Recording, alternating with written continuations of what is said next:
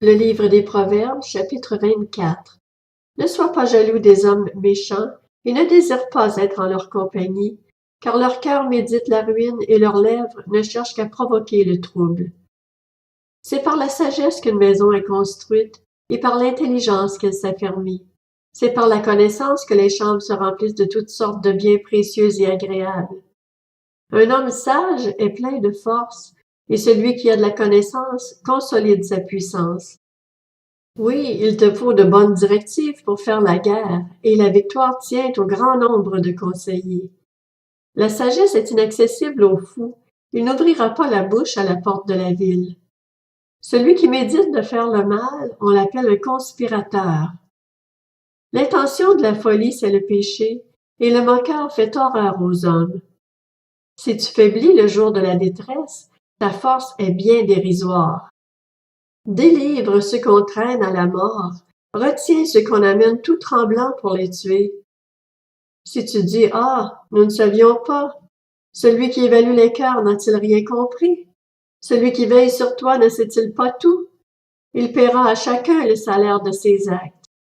Mon fils, mange du miel car il est bon. Un rayon de miel sera doux à ton palais. De même, connais la sagesse pour le bien de ton âme. Si tu la trouves, il y a un avenir et ton espérance ne pourra pas être brisée. Ne te tiens pas comme le méchant en embuscade devant le domaine du juste. Ne dévaste pas son habitation.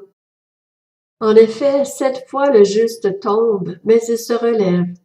Quand les méchants trébuchent, en revanche, ils sont précipités dans le malheur.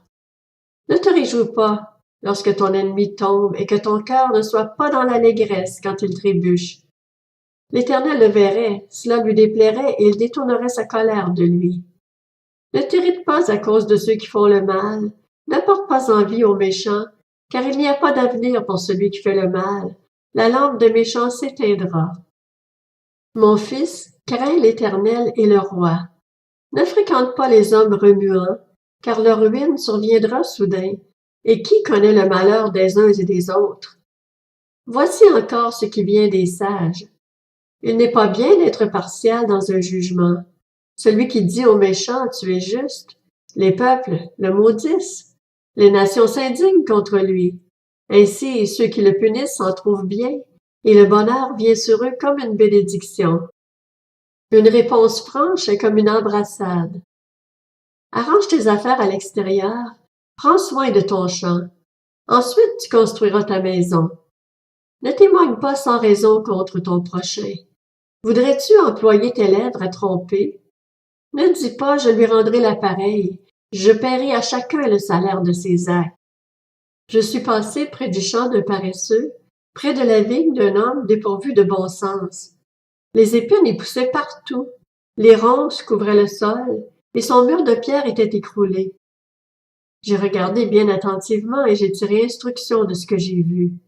Tu veux somnoler un peu, te reposer encore, juste te croiser les mains pour dormir? Voilà que la pauvreté te surprend comme un rôdeur, et la misère comme un homme armé.